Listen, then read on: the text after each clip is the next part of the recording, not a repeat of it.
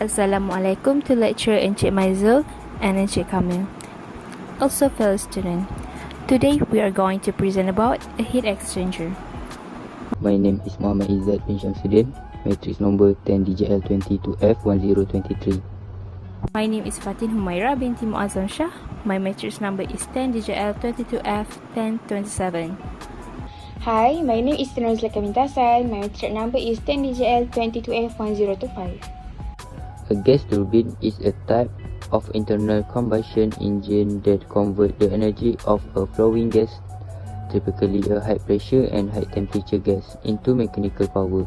It is widely used in power generation, aviation and various industrial applications.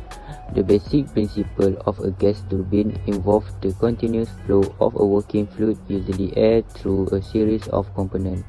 The working fluid passes through a compressor, a combustor and a turbine, resulting in the generation of power. Here is a simplified introduction to the key components and operation of a gas turbine. Number 1. Compressor. The compressor is the first component of a gas turbine. It receives ambient air and compresses it to a higher pressure. The compressed air is then directed into the combustion chamber. Number 2. Combustor. In the combustion chamber, fuel is injected and mixed with the compressed air. The mix is ignited, leading to a rapid combustion process. The combustion generates a high temperature and high pressure gas. Number 3. Turbine. The high pressure gas flows into the turbine, which consists of a series of blades mounted on a shaft. As the gas expands through the turbine, it imparts energy to the blades, causing the shaft to rotate at high speed. A regenerator is a type of heat exchanger that operates on the principle of thermal energy storage and recovery.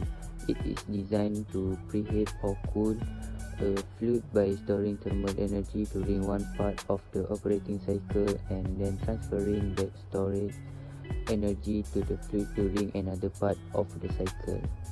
The regenerator typically consists of a solid matrix or bed of material with high heat storage capacity, such as ceramic or metal. The matrix is capable of absorbing and releasing heat efficiently. The regenerator is often integrated into a system where the fluid stream flows through it in a clean, recycled manner. A recuperator is a type of heat exchanger that is used to recover waste heat from a hot fluid stream and transfer it to a colder fluid stream, typically for the purpose of preheating the colder fluid.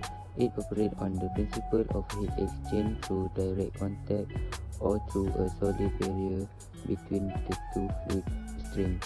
The basic configuration of a recuperator heat exchange consists of two separate fluid passages or channel, one for the hot fluid and the other for the cool fluid. The hot fluid and cool fluid flow through their respective passage, and heat is transferred from the hot fluid to the cool fluid across the heat transfer surface. Okay, now I will identify the type of the heat exchanger. Gas turbine typically use a specific type of a heat exchanger known as a recuperator or a heat recovery steam generator, HRSG.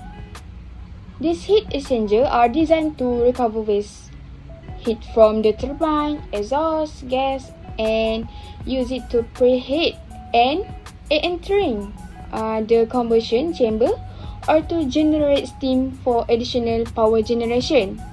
Recuperators are often used in simple cycle turbine system, where they preheat the air before it enters the combustion chamber, improving the overall efficiency of the turbine. HRSG, on the other hand, are more commonly used in combined cycle gas turbine (CCGT) system, where they recover waste heat to generate system, which is then used to drive a steam turbine for additional power generation. Okay, both recuperator and HRSG are essential components of gas turbine system, helping to improve efficiency and reduce environmental impact by maximizing the use of waste heat. Next, I will be more specific about the heat exchanger in the gas turbine. This recovered heat is typically used to preheat the air entering the combustion chamber, improving the overall efficiency of the system. Here are the case specification and consideration of a heat exchanger in a gas turbine system. Number 1 is material. The heat exchanger must be constructed from material capable of withstanding high temperatures and pressures. Example as well as the corrosive nature of exhaust gas.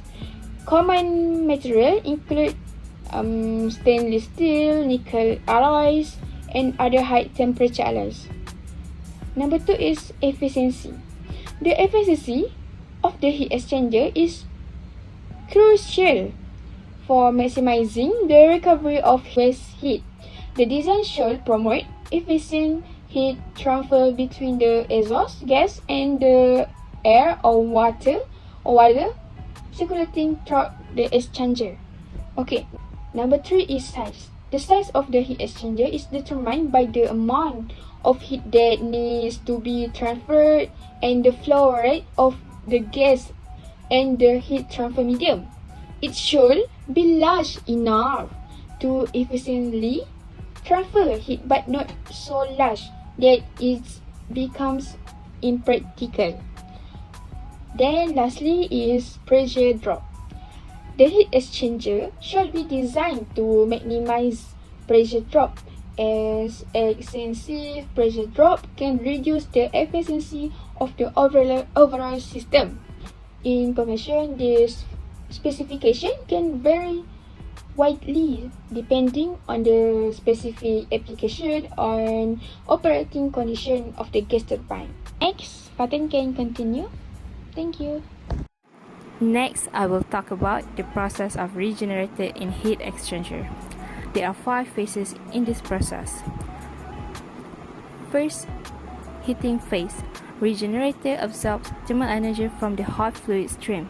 Then, hot gases flow through the regenerator, transferring heat to the solid matrix within the regenerator. Second, storage phase. Hot fluid passes through regenerator to heat up the solid matrix. The solid matrix acts as thermal energy absorbed from the hot fluid. Third, cooling phase. Cold fluid flows through the regenerator, absorbing heat from the stored thermal energy. Fourth, recovery phase. After release its stored energy, the solid matrix cools down and then ready for the next heating cycle. And lastly, reversal of flow. In some regenerator design, the direction of fluid flow is periodically reversed to maximize heat transfer efficiency.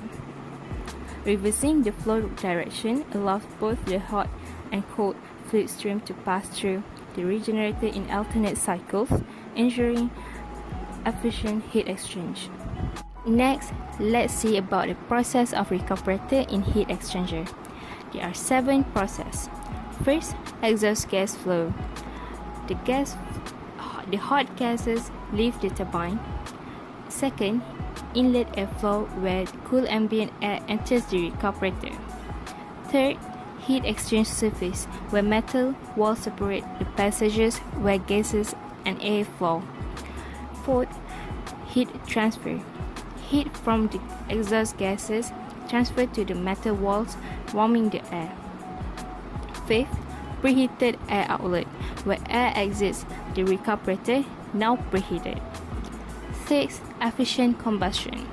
Preheated air mixes with fuel in the combustion chamber, improving efficiency.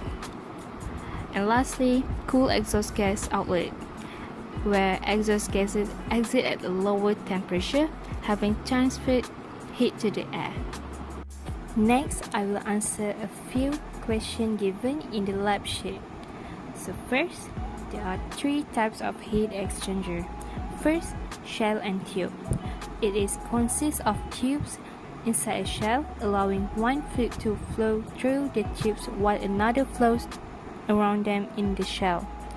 Second, plate and frame. Utilize stacked plates with alternating channels for fluid flow, maximizing surface area for efficient heat transfer. Third, fin tube. Tubes with fins attached to increase surface area, enhancing heat transfer efficiency, commonly used in air-cooled applications. Next, there are few major components in heat exchanger. First, tube or plate. It is a primary surface for heat transfer between fluids. Next, shell or enclosure. It contains the fluid channels and facilitates heat exchanger. Third, headers or manifolds. It connects inlet and outlet ports of fluid channels. Fourth, baffles or dividers. It directs fluid flow for efficient heat transfer. And lastly, support structure. It is to maintain integrity and alignment of components.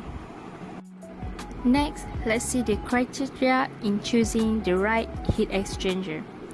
There are a few criteria. First, heat transfer rate. To matching the required heat transfer capacity to the application's need. Second, fluid compatibility. Ensuring compatibility with the properties and characteristics of the fluids being processed. Third, operating conditions. It is considering factors such as temperature, pressure, and flow rates to ensure the heat exchanger can withstand and operate effectively under the intended condition. Fourth, space constraint. It is to select a heat exchanger that fits within the available space and installation requirement. Fifth, maintenance requirement. To assessing ease of cleaning, inspection, and servicing to minimize downtime and maintenance costs. And lastly, cost. Balancing initial investment costs with long-term operating efficiency and reliability. Lastly, let's see how to calculate the effectiveness of heat exchanger. The effectiveness of a heat exchanger is defined as the ratio of the actual heat transfer to the maximum possible heat transfer. It can be formulated using the formula effectiveness equal to actual heat transfer over maximum possible heat transfer, where actual heat transfer is the heat transfer that occurs in the heat exchanger. Maximum possible heat transfer is the maximum heat transfer that could occur if the hot and cold fluids were completely mixed. However, the effectiveness depends on factors such as flow rates, temperature, and properties of the fluids, as well as the design of the heat exchanger. With that, we have come to the end. Thank you for listening to our presentation.